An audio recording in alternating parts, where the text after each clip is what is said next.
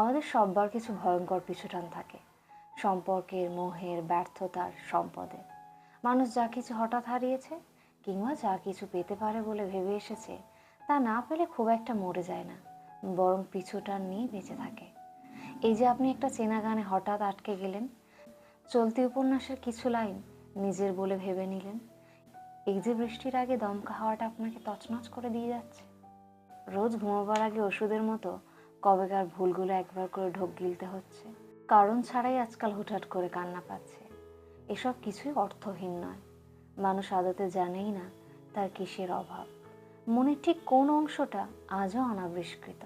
তার হাতেই তার সেই চোরা সুতোর টান তাকে ছন্নছাড়া করে দেয়। কেউ না থাকলে ঠিক কতটা আসে যায়।